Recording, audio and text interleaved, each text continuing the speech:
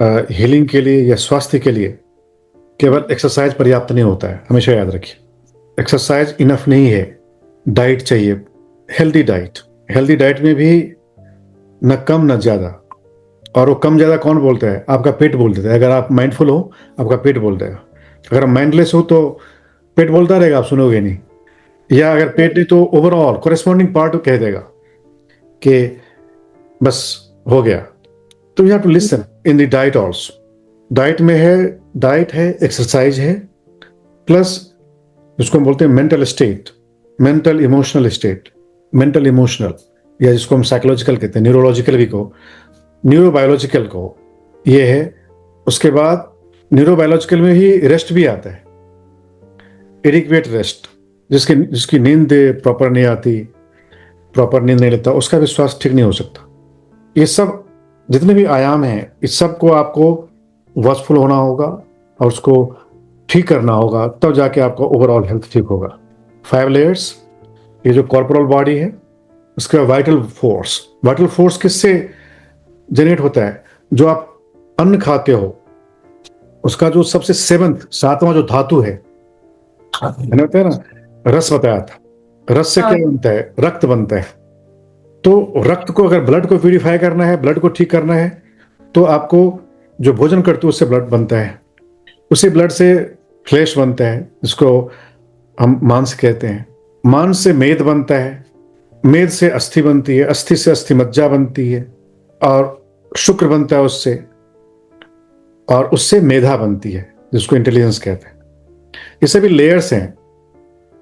तो भोजन से ही आप सभी लेयर्स को ठीक कर सकते हो। लेकिन जो सबसे अंत वाला है, जिसको हम विज्ञानमय कहते हैं, जिसको मनोमय, विज्ञानमय और आनंदमय, ये 3 लेयर जो हैं, इन 3 लेयर्स को आप, मनोमय को शांति से आप ठीक करते हो, पीस, मेंटल पीस।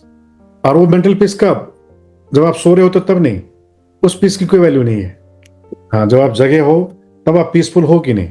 सोते में तो हर कोई, कितना भी जिसको व्यग्र चित्त वाला है, कितना भी अशांत व्यक्ति है, उस समय शांत दिखता है। जागने के बाद कितने हम पीसफुल हैं, कितने पेशेंस में हैं, कितने पीस, ट्रैंक्विलिटी है, दैट मैटर्स।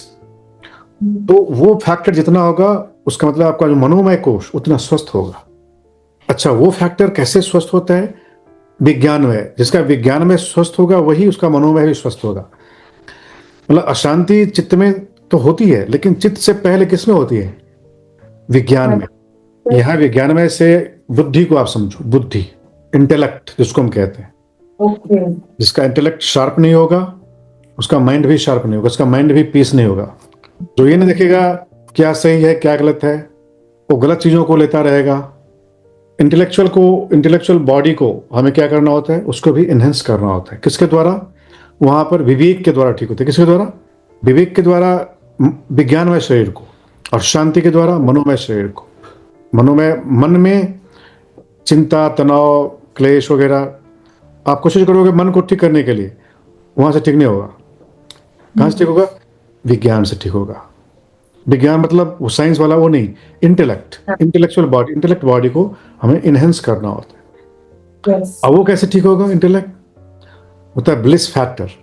जिसके शरीर में आनंद नहीं होगा, प्रमोद नहीं होगा, उत्साह नहीं होगा, उसकी बुद्धि भी प्रॉपर काम नहीं करेगी। जिसकी बुद्धि काम नहीं करेगी, उसका चित्त काम नहीं करेगा। जिसका चित्त काम नहीं करेगा, उसका मतलब प्राण सही नहीं होगा। प्राण सही नहीं होगा, शरीर सही नहीं होगा।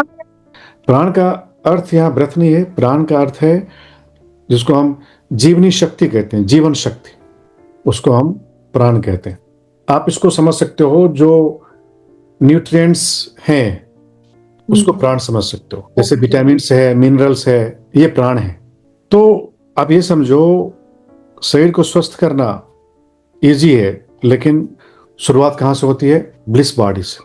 तो ब्लिस फैक्टर को, आनंद फैक्टर को आप जितना कल्टीवेट करोगे, उतना इंटेलेक्ट प्रॉपर काम करेगा, उतना माइंड, मेंटल बॉडी सही रहेगी, उतना प्राणिक बॉडी सही रहेगी।